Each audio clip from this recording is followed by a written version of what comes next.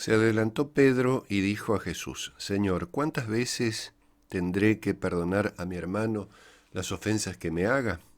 ¿Hasta 7 veces?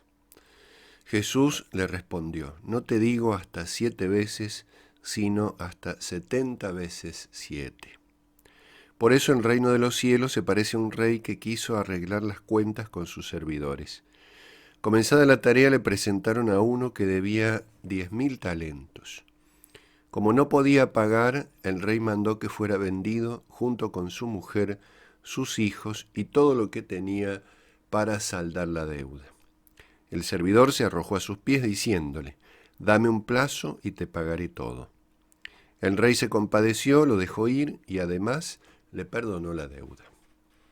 Al salir, este servidor encontró a uno de sus compañeros que le debía 100 denarios, y tomándolo del cuello hasta ahogarlo le dijo: Págame lo que me debes. El otro se arrojó a sus pies y le suplicó: Dame un plazo y te pagaré la deuda.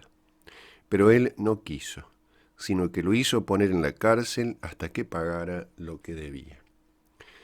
Los demás servidores, al ver lo que había sucedido, se apenaron mucho y fueron a contarlo a su señor.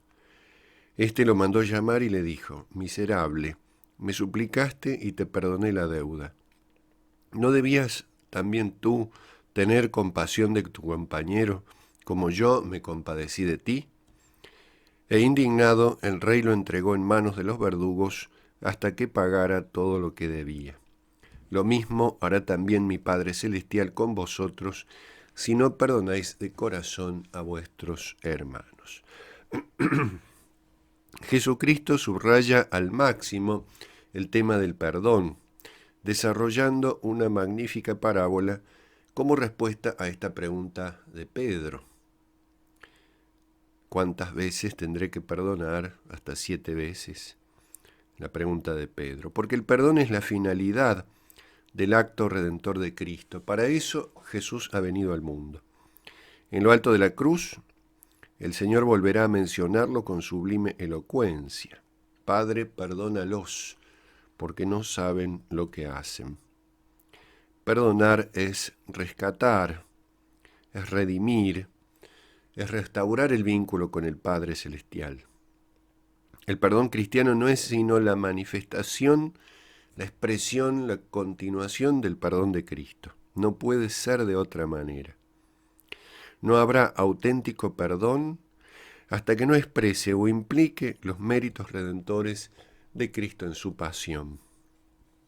No es el perdón cristiano una cuestión puramente humana, sino fundamentalmente espiritual, sobrenatural. Y en la parábola siempre se ha advertido la desproporción entre las deudas de los dos personajes: 10.000 talentos frente a 100 denarios. La diferencia es muy grande. Pero desde ya vemos que el tema del perdón es presentado en relación con una determinada deuda, mayor o menor según el caso. Nuestra deuda, nuestra carga más pesada es la del pecado, y no podemos pagarla por nosotros mismos. Nuestra deuda es infinitamente superior a los 10.000 talentos que debía aquel hombre.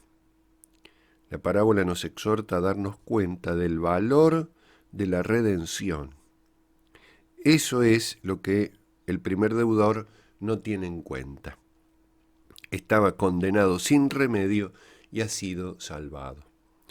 Pero se resiste a darse cuenta, se niega a valorar el inmenso don que acaba de recibir.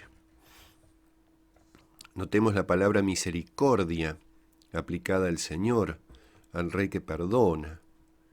Dice el Evangelio que escuchábamos: el Rey se compadeció, lo dejó ir y además le perdonó la deuda. Esa compasión, esa palabra es amor entrañable, es misericordia. Es la misma palabra que se usa en la parábola del hijo pródigo aplicada al padre. Se compadeció, le tuvo misericordia, le tuvo amor entrañable. Es amor misericordioso y por ende es amor redentor. Debemos mirarlo a la luz del drama del pecador. Dice, no podía pagar. Esta imposibilidad es la que se revierte por pura misericordia. Y así es como la misericordia resplandece. Si no comprendemos la tremenda oscuridad del pecado, tampoco entenderemos la luz del amor divino, la luz de la gracia, que de allí nos rescata. Valorar nuestra condición de redimidos es una de las claves profundas de la parábola. Valorar la condición de redimidos. Es como el punto de partida para el ejercicio del perdón cristiano.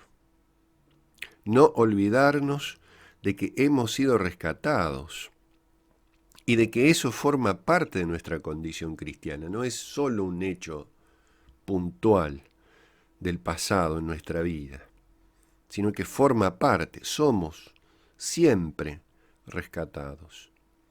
El olvido de la misericordia, cuando nos olvidamos de la misericordia que Dios tiene con nosotros, ese olvido es lo que nos induce a no ser misericordiosos con los demás.